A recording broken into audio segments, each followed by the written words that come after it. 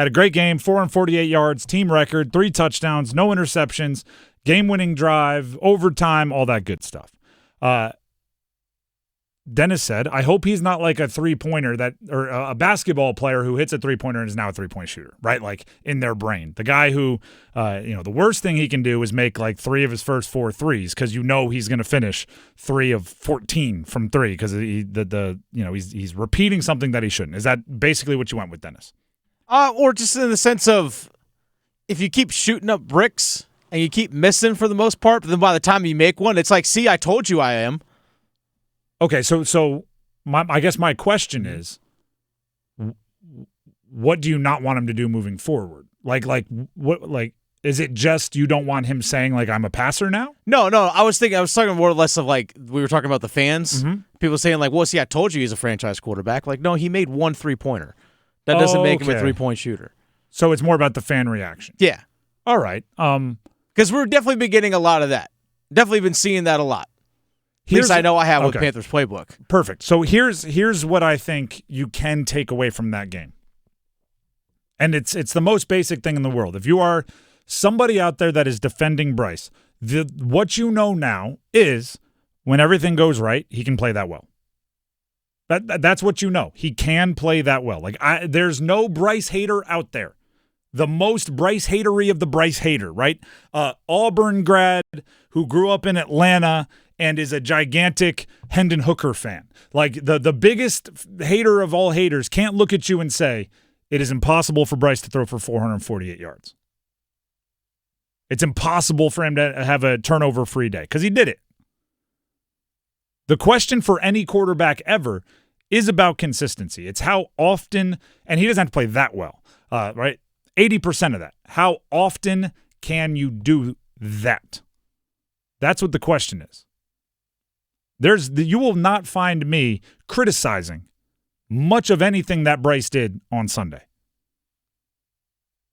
And quite frankly, if I do, it'll be within context where I'll say something like, I'm being very nitpicky here. Or like if you had to find something, right? The reverse silver lining, you had to find something to work on. This is what it might be. But they're really like I will not criticize that Sunday game against Atlanta from Bryce. With that being said, it's still one game in 35 or 40 of his resume, right? And you have to take the context of everything into account. These other games that were not good, why were they not good? How much did he contribute? These games that appeared good, but he didn't play well. What's his contribution to there? And games like that, how much of it was truly on him? I'd put a good amount. It's still not a good ratio, right? To games that I say he gets a plus, to games started, that's not a good ratio, but that plus exists. It does. Dave Canales spoke about Bryce battling through the ankle injury, which, again, is part of the story. He was not out there 100%, yet he still put together a good day. Here's Canales talking about it. It was truly one of the most gritty, character, depth, fire performances that I've been a part of. And I've been around some awesome quarterbacks, and just the way that he weathered through the injuries. Is he in or is he out? He comes back in, leads us on drives, distributes the ball well, and just really just found wins any way, shape, or form. And I'm just really proud of the way that Bryce played today. It was 100%. Like that ankle, it's the only way I can tell it is to use an analogy. When I was growing up, there was a kid who played the violin. He was a prodigy. Played football with us beginning of the season. He said the only thing that can't happen is I can't hurt my hands. Like he was literally a prodigy, like toured the country. He begged his mom to play football. He's like, I can break legs, I can break ribs, just can't tear my hands. Probably week 2, caught a pass and his finger ripped clean off the bone. It was like, really? And it wasn't tackled. It was just an awkward catch, clean off the bone. Bryce Young, I got an ankle injury, guys.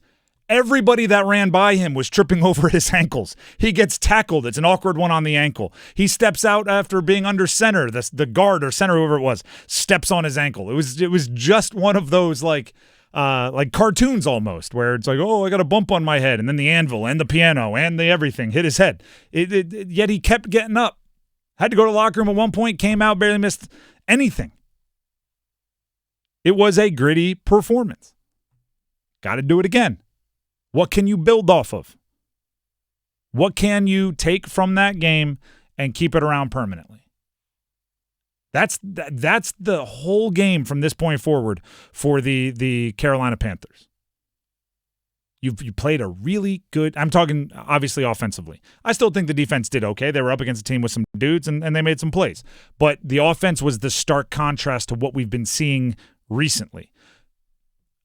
What happened in that game that was different than the others, right? Because he threw for more yards than the 3 previous games combined. Like what was different about that game that you can grab and move forward? Because if it's just one of those, I don't know, I blacked out. Like if it's a Will Ferrell and old school at the debate table, right? Where did that come from? I don't know, I blacked out. What did I say? Like if it's that, then it means nothing. It means nothing. To use Dennis's 3-pointer example, if you're a high school center and you're a gangly 6'6" and you can't shoot, and in one game you hit 8 threes and your team upsets the number 1 team in the state, that means nothing. Because guess what? That gangly 6'6" guy that can't shoot isn't suddenly going to be Steph Curry. That's just catching fire and upsetting a team. But if you had a point guard who said, you know what? I've been shooting too much. I tried to get everybody else involved, got my shooters in spots. It's like, wait a second, this might be something, right? Maybe if you change up the way you play, you can take that with you and build off of it. Is what the Panthers did, Bryce Young catching fire, right? Was he out there blacked out, right? Just in the zone, everything he threw turned to greatness? Or was there something in there, a play calling tweak, a mindset tweak, a usage of wide receivers, moving them around in a different way? Was there something tangible that they can bring forward to play this upcoming weekend against San Fran? And the next weekend against, the Rams? And then eventually to the back-to-back-to-back of Baker Mayfield, Sam Darnold, Baker Mayfield. Is there something you can take with you? That's what Bryce believers, that's where the line is now between Bryce believers and Bryce skeptics. The Bryce believers think what we just saw is repeatable and consistent and is something he can pack up and take with him to the next game. Bryce skeptics, while still celebrating the win for their team, don't get me wrong, right? Just because you are skeptical about a player doesn't mean you don't like the team he plays for, right? Excited about the win, above 500 through 11 games, all of that, tied in the win column with the Bucs atop the division, excited. But you're skeptical about if any of that is stuff that will repeatedly show up. Because now we know, Jalen Coker can make some tough catches over the middle.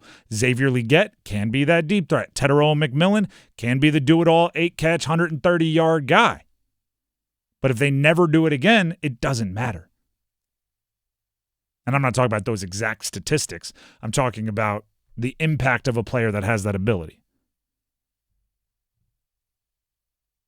Dave Canales talked about Bryce Young and his willingness to do whatever it takes to win. This is what he said. He just wants to win, and he doesn't care how we do it. And today we needed him to throw the ball, and he did. And he did an unbelievable job. But to broaden this thing out, it's a group thing. It's been all of us working so hard to make this thing come alive, to field this attack, to where if we start getting lighter boxes, we know we can run the ball. Can we be effective and dangerous in the pass game? And today that showed up, and I'm so excited for the direction of this group. The only thing I'll say there is you also needed him to throw the ball last week to win the game, and you didn't. So somebody wasn't letting him, or he wasn't doing it last week.